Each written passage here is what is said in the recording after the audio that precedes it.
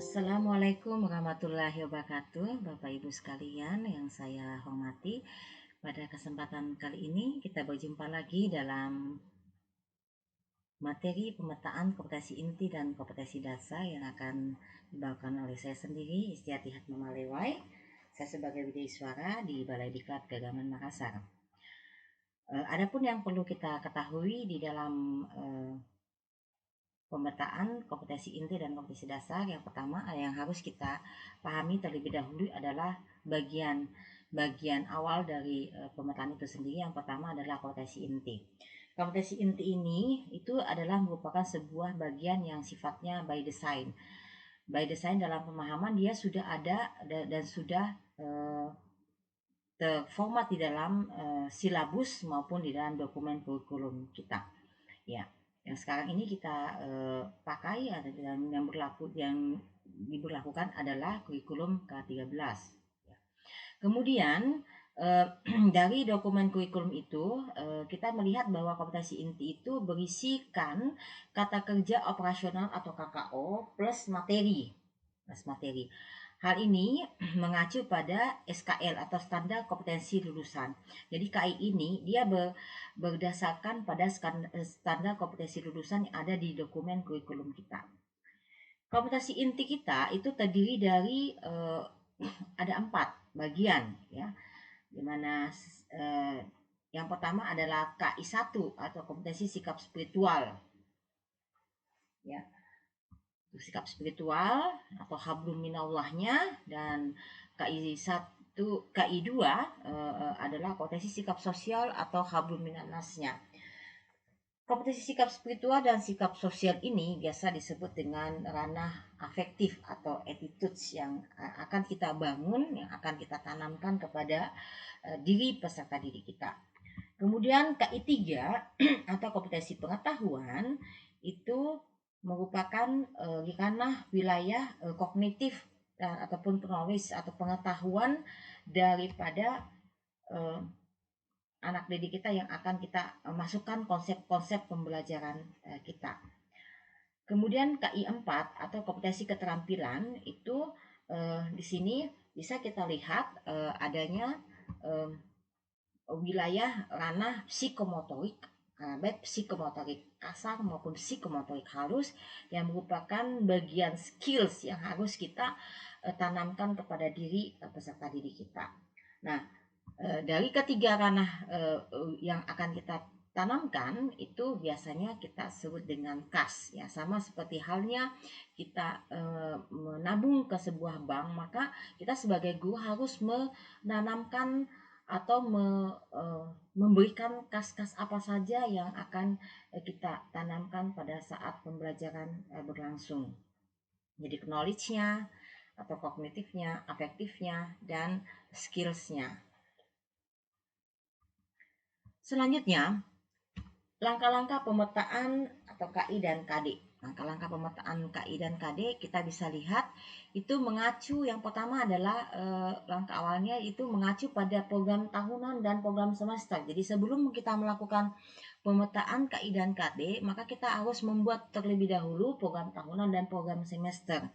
Di mana sumber daripada program tahunan dan program semester itu berdasarkan silabus, buku guru, dan buku siswa. Jadi pada saat kita melakukan proses pemetaan itu yang harus ada di depan kita itu adalah silabus, buku guru, dan buku siswa, ya.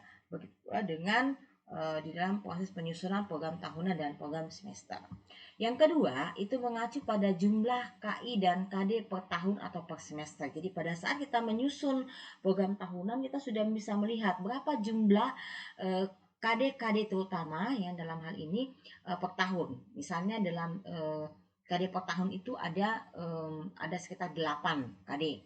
Nah, untuk program semester itu dibagi 2. Jadi dari 8 KD jumlah KD per tahun, maka yang menjadi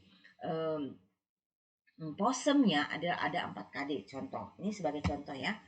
Jadi kita melihat dulu jumlah KD-KD yang ada per tahun dan per semesternya.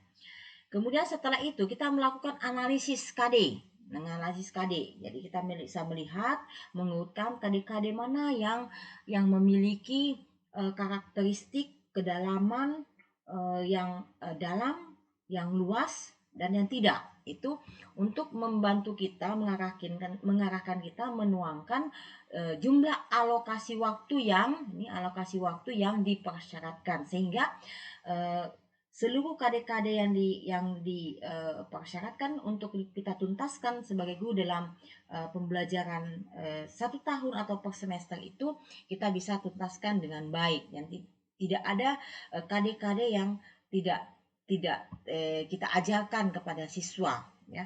Tidak ajarkan kepada siswa itu akan mengurangi hak belajar dari peserta didik kita. Kemudian selanjutnya kita akan membuat IPK. Membuat IPK itu kita starting pointnya itu ada di KD 3 atau KD pengetahuan. Ya, dari KD ketiga inilah yang kemudian akan ditarik ke KD 4-nya, KD 1 dan KD 2. KD 2 dalam hal ini, ya.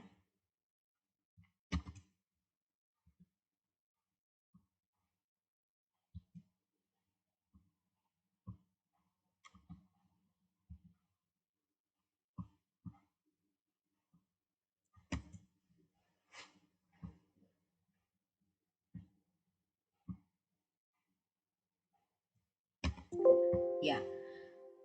KD 4, jadi KD startingnya dari KD 3 lalu ke KD 4, kemudian KD 1 dan KD 2. Kenapa di KD 3? Karena di sini adalah ada konsep-konsep pembelajaran yang harus kita tuntaskan selama 1 tahun ataupun per semester itu.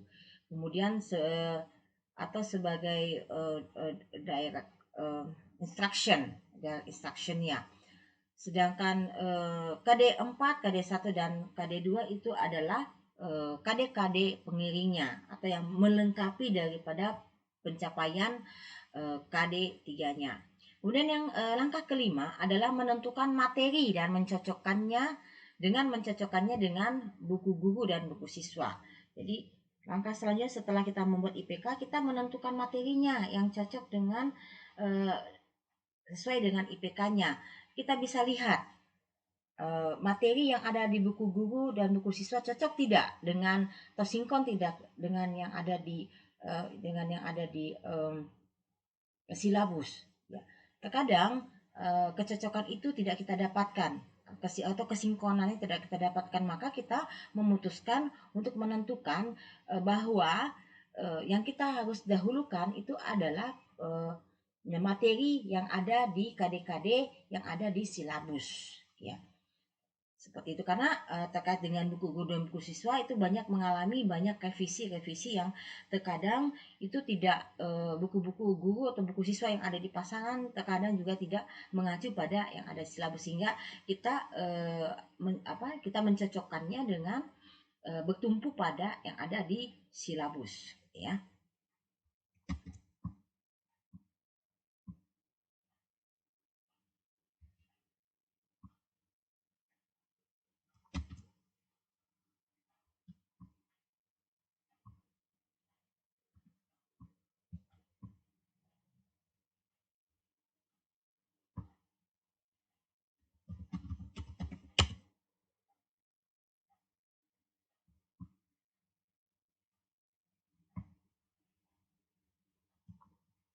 Ya. Jadi kita mencocokkannya antara silabus dengan buku guru dan tumpuannya pada silabus. Kemudian selanjutnya kita melakukan menentukan kegiatan pembelajaran.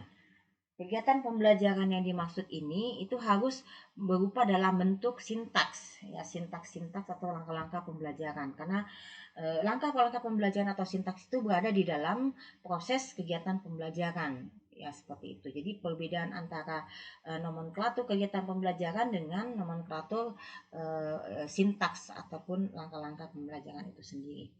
Kemudian yang ketujuh, kita menentukan model dan media pembelajaran. Menentukan model dan media pembelajaran.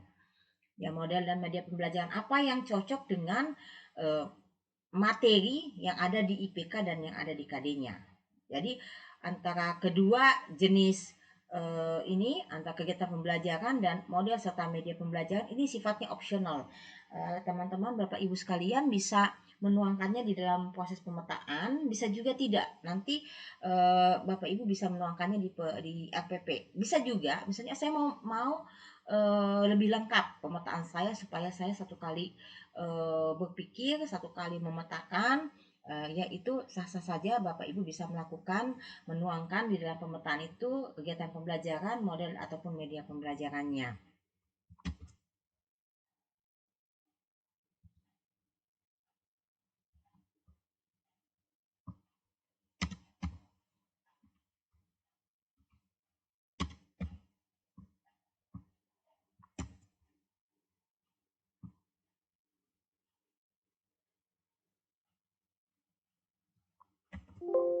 Ya, selanjutnya yang kedelapan itu kita menentukan teknik penilaiannya.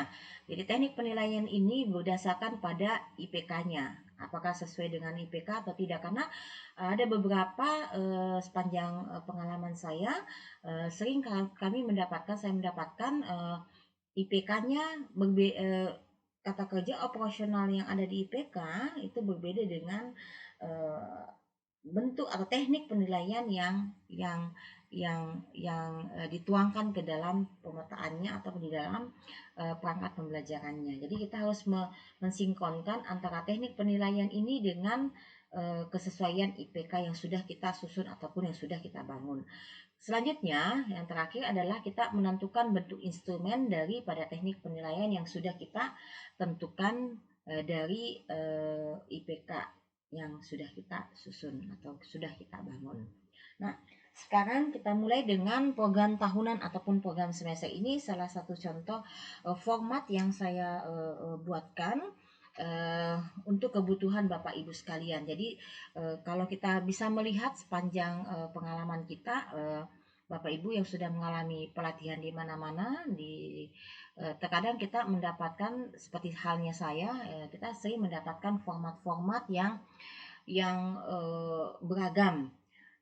Terkadang format tersebut terkadang kita tidak butuhkan. Semisalnya ini ada format di tengah, tetapi format tersebut tidak terisi ya. Kenapa kita memaksakan format itu ada? Jadi kita harus menghilangkan saja format kolom yang ada tersebut.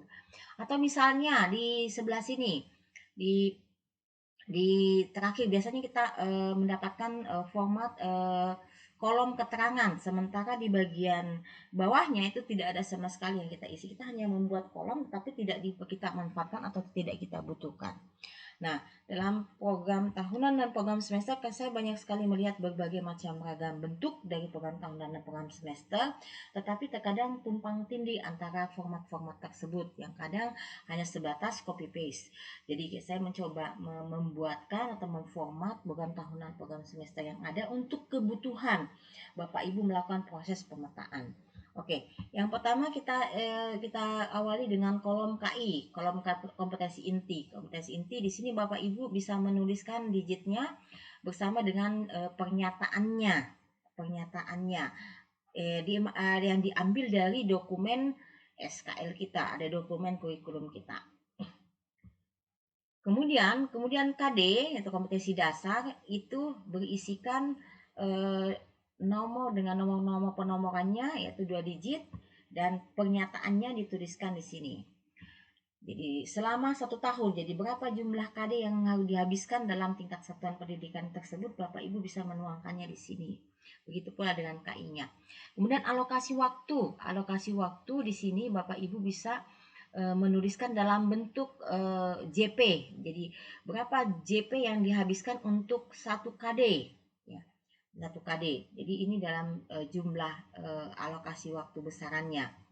Kemudian dari situ Bapak Ibu bisa menarik materi esensial apa saja yang ada di KD-KD ini yang sifatnya esensial, yang mengandung prinsip UKRK. Apa itu UKRK? UKRK itu adalah urgensi, kontinuitas, relevansi, dan keterpakaian. Ya. Di sini Bapak Ibu bisa melihat, menuliskan kira-kira materi yang esensial bisa dengan ditanda dengan checklist atau dengan penanda yang yang Bapak Ibu bisa lakukan sendiri. Kemudian di kolom selanjutnya ada urutan prioritas KD esensial. Kira-kira dari KD-KD yang ada ini dan dikaitkan dengan materi esensial yang dimaksud, kira-kira mana urutan yang menunjukkan prioritas bahwa KD tersebut termasuk KD-KD yang esensial, sehingga terkadang kita tidak mengalami problematika kekurangan waktu dia sebabkan karena banyak hal. Jadi kita melihat dulu mana KD-KD yang sifatnya esensial itu yang kita dahulukan terlebih dahulu dibanding materi-materi yang kurang esensial ataupun tidak esensial sama sekali. Ini akan mengarahkan kita agar peserta didik kita bisa mendapatkan seluruh KD-KD yang ada di SKL-nya. Ya, kita masuk ke materi esensial. Bagaimana kita menelisik bahwa materi tersebut itu esensial atau tidak esensial atau kurang esensial? Ya, keesensialan materi itu dapat diukur dari prinsip UKRK. Ya, ingat itu UKRK.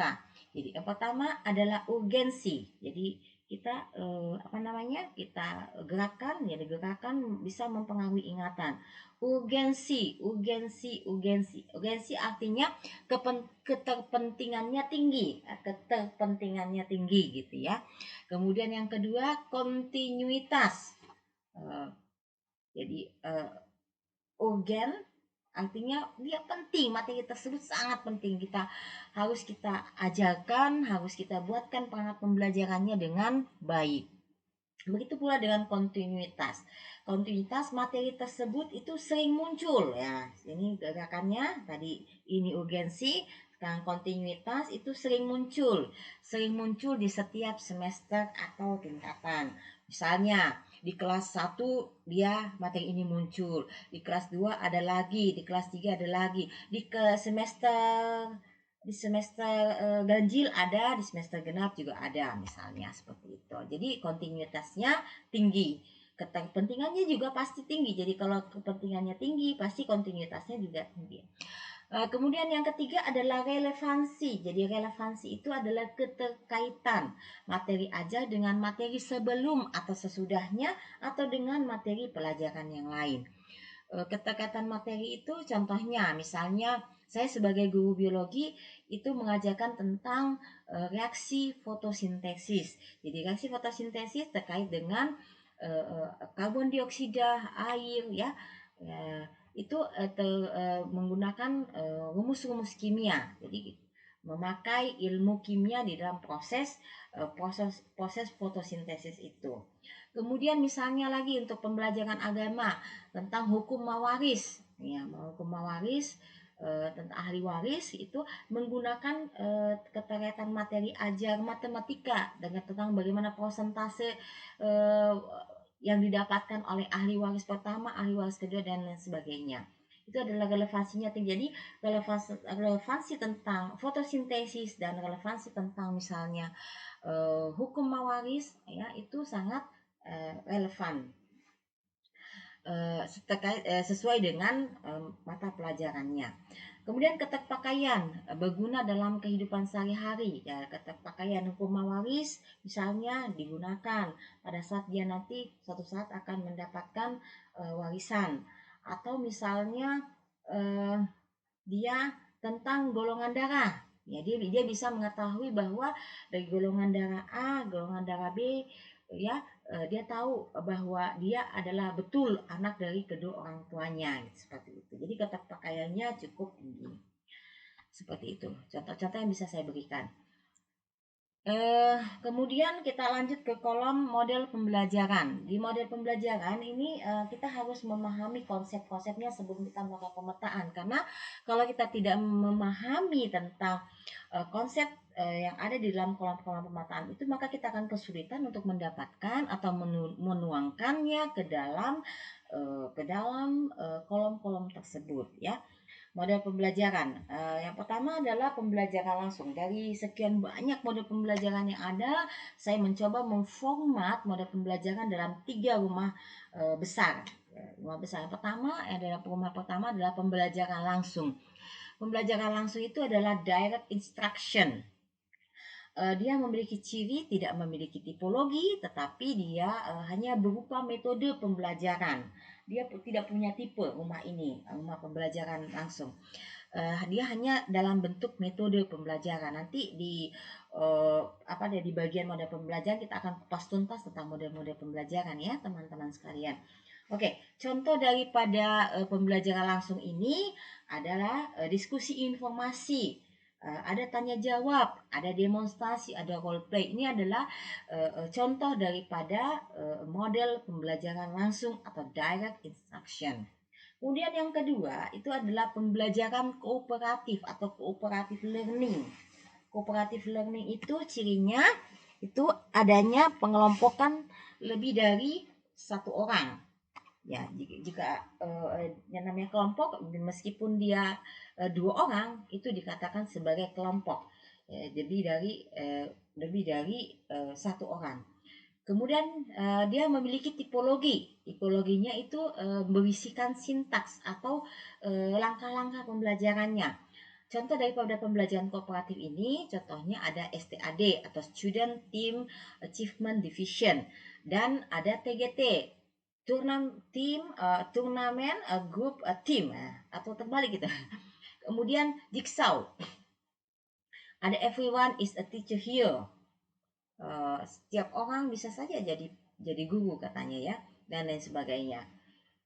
Kemudian pembelajaran yang ketiga ada rumah model yang ketiga adalah pembelajaran berbasis masalah atau problem based learning. Ciri daripada model pembelajaran berbasis masalah ini itu adanya masalah dan adanya solusi. Ini bisa dilakukan secara berkelompok maupun perseorangan. Model pembelajaran yang ketiga ini juga memiliki tipologi yang berisikan sintaks atau langkah-langkah pembelajarannya. Contohnya itu bisa kita lihat tipologi daripada problem based learning itu ada NHT atau number hit together, kemudian snowball throwing, picture and picture, information shared. Intinya di situ ada masalah dan ada solusi. Jadi kita membiasakan anak-anak kita untuk mencari masalah dan mencari solusinya, atau setidaknya guru yang memberikan masalah untuk dibahas bersama-sama dengan siswanya atau peserta didiknya. Oke, kita lanjut ke media pembelajaran. Konsep tentang media pembelajaran akan kita masukkan ke dalam pemetaan kita. Jadi media pembelajaran di situ kita kenal media itu berasal dari bahasa Yunani katanya ya, yang artinya perantara. Jadi kalau bisa diartikan bahwa media itu merupakan sebagai alat bantu atau tools. Kemudian media ini terdiri atas dua, ada bahan, ada software dan ada hardware. Ada software dan ada hardware. Bahannya yang membedakan antara software dan hardware ini dari jangka waktu pemakaiannya. Kalau untuk jangka waktu pemakaian pendek atau short time itu dia adalah bahan atau software. Sedangkan jangka waktu pemakaian lama atau long time itu adalah alat atau hardware. Kemudian dari alat itu kita mengenal ada namanya alat peraga. Ya. Jadi alat peraga adalah media yang berisi konsep ajar. Sedangkan sumber belajar adalah segala sesuatu yang berisikan materi atau konsep pembelajaran. Jadi alat peraga gitu ya. Dalam media ada alat peraga. Alat peraga itu misalnya saya memegang mikrofon. Mikrofon ini adalah berfungsi sebagai media karena dia mampu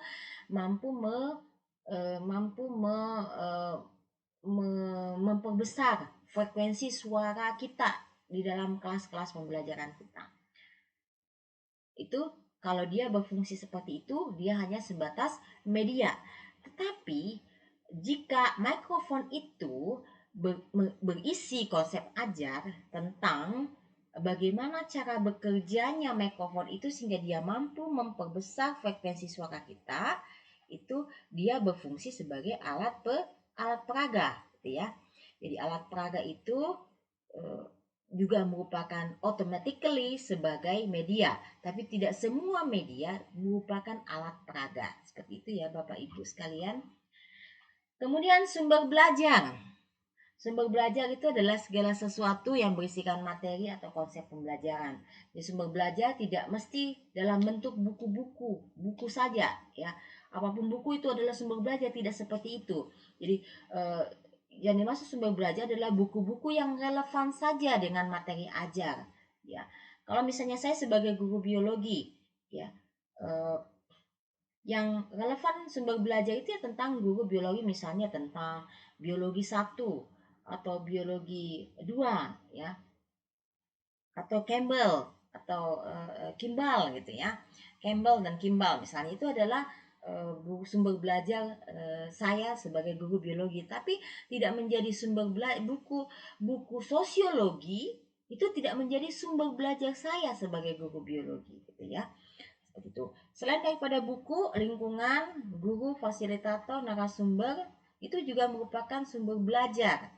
Ya, jadi tidak mesti dalam bentuk teks. Sumber belajar bisa saja berasal dari lingkungan. Sebagai contoh, saya sebagai guru IPA misalnya, mengajarkan tentang bentuk-bentuk daun dari lingkungan sekolah saya. Jadi saya meminta anak-anak keluar di lingkungan sekolah mencari bentuk-bentuk daun yang ada di lingkungan sekolah. Seperti itu bisa dilihat bahwa lingkungan itu bisa menjadi sumber belajar yang sangat efektif dan efisien ketimbang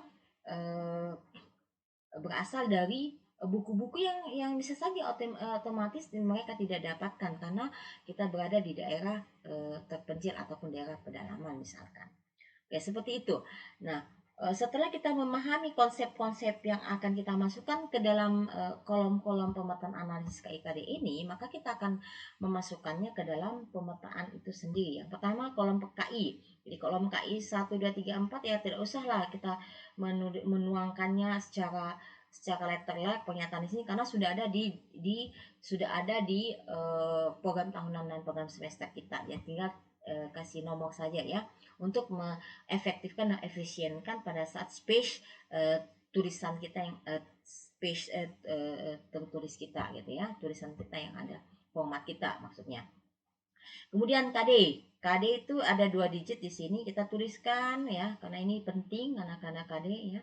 Jadi KD dituliskan pernyataannya mulai KD 1, 2, 3 dan 4 ya. Pemetaan pertama itu biasanya kita melihat fokus pada KD 3 ya, KD 3. Kita lihat. Nah, IPK pun seperti itu IPK ya. Jadi KD-nya apa, kemudian kita menyusun IPK-nya, IPK 3-nya apa. Jadi IPK yang ada di sini harus sinkron dengan KD yang ada di sini gitu ya, KD 3-nya. Kemudian alokasi waktu, itu alokasi waktu yang ada di analisis kita itu sudah dalam kategori menit, bukan lagi dalam kategori JP gitu ya.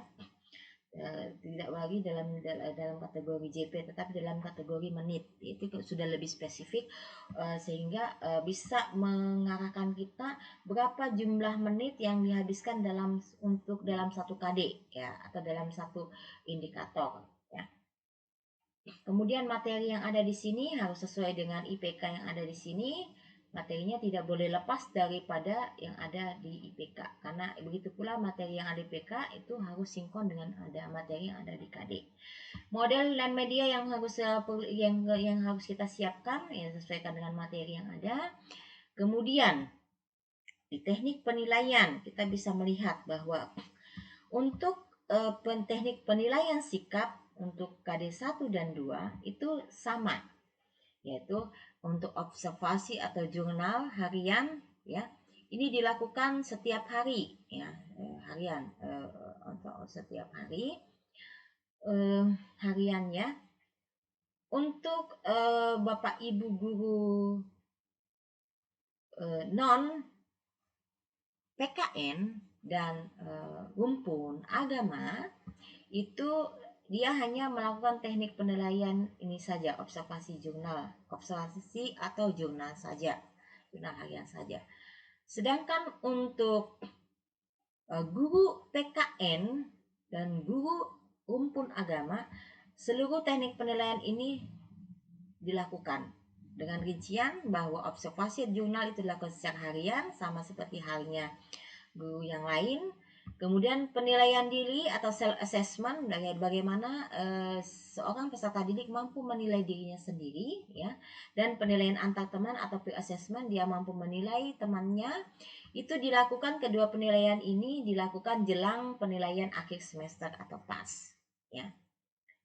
Adapun bentuk instrumennya dengan catatan, observasi, dan jurnal harian guru. Kemudian teknik penilaian untuk pengetahuan itu dilakukan dengan 3 teknik, ya. Bapak Ibu bisa memilihnya, tidak serta-merta semua teknik itu harus ada, ya. Ingat, kalau semisalnya diusahakan untuk 1 kali pertemuan saja kita bisa melakukan 1 teknik atau 2 teknik penilaian saja, tidak perlu semuanya teknik penilaian kita tuangkan untuk 1 kali pertemuan, ya. Ingat, alokasi waktu ini sangat mengikat pertemuan kita dengan peserta didik kita. Oke, tertulis, penilaian tertulis, ya. Sekiranya IPK di sini adalah menuliskan, maka teknik penilaiannya adalah bentuk tertulis. Tetapi kalau bunyi KKO yang ada di IPK itu menyebutkan, maka teknik penilaian yang ada di sini adalah lisan, bukan lagi tertulis. Seperti itu, ya. Jadi harus sinkron antara teknik penilaian dengan bunyi IPK yang sudah kita susun. Tertulis. Teknik penilaian tertulis itu bisa dalam bentuk instrumen, dalam bentuk pilihan ganda kah, esai kah, atau isian kah. Kemudian teknik penilaian lisan. Teknik penilaian lisan itu dilakukan dengan bentuk instrumen pedoman wawancara ataupun kuis. Dan teknik penilaian penugasan itu dengan bentuk instrumen PR. Jadi ini salah satu teknik penilaian. Jadi kita harus memilih salah satu teknik penilaian pengetahuan. Tapi kalaupun misalnya saya mau memilih 2, misalnya tertulis dan penugasan, it's okay. Itu bisa Bapak Ibu lakukan sekiranya ada indikator yang tidak sempat disampaikan di dalam proses pembelajarannya. Kemudian di teknik penilaian keterampilan, kita mengenal ada yang namanya penilaian kinerja atau praktek. Ya, jadi di sini bunyi IPK-nya pasti berbunyi mempraktekkan atau mendemonstrasikan, gitu ya. Jadi yang cocok itu adalah dengan proyek atau dengan kinerja ataupun praktek. Oh, Betty.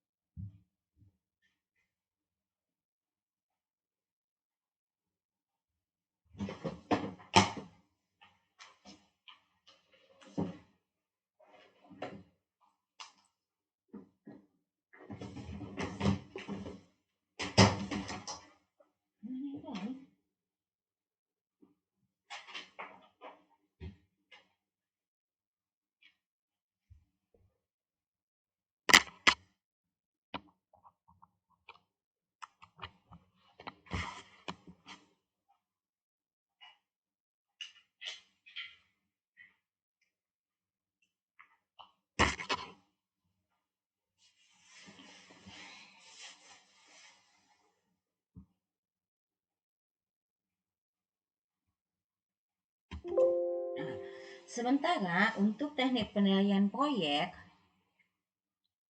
itu tidak dalam bentuk mendemonstrasikan atau dalam bentuk mempraktekkan. Jadi proyek itu merupakan sebuah keterampilan proses, ya, dengan instrumen proyeknya. Sedangkan untuk produk itu adalah keterampilan hasil, ya. Bentuk instrumennya adalah bentuk instrumen produk. Kemudian portofolio itu merupakan rekam jejak hasil-hasil perolehan anak-anak kita dalam bentuk portofolio. Ya, biasa di madrasah ataupun di sekolah kita bisa mengenal ada namanya big box. Yang merupakan bentuk salah satu bentuk penilaian portofolio atau bentuk portofolio.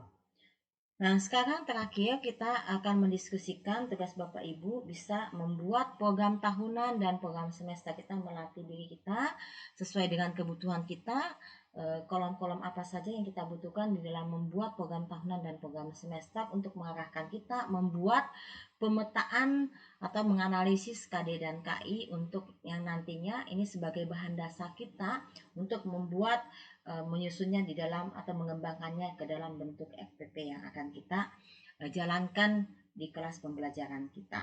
Jadi ibarat kata bahwa pemetaan atau analisis KDKI kita ini adalah sebuah patron yang bisa kita buat polanya yang kemudian yang pada nantinya akan dijahit menjadi sebuah bentuk FPP sebagai perangkat bagian daripada perangkat pembelajaran kita. Nah, seperti ini barangkali diskusi kelompok ataupun tugas yang bisa Bapak Ibu lakukan untuk melatih diri melakukan proses pemetaan KI dan KD-nya. Sekian dan terima kasih. Salam ukhuwah dari saya, Istiatiat Mama Yewai. Jika sekiranya Bapak Ibu ingin berkonsultasi atau menyampaikan hal-hal yang terkait dengan pembelajaran, bisa WA, HP, dan mentelegram saya di nomor ini. Sekian dan terima kasih. Wassalamualaikum.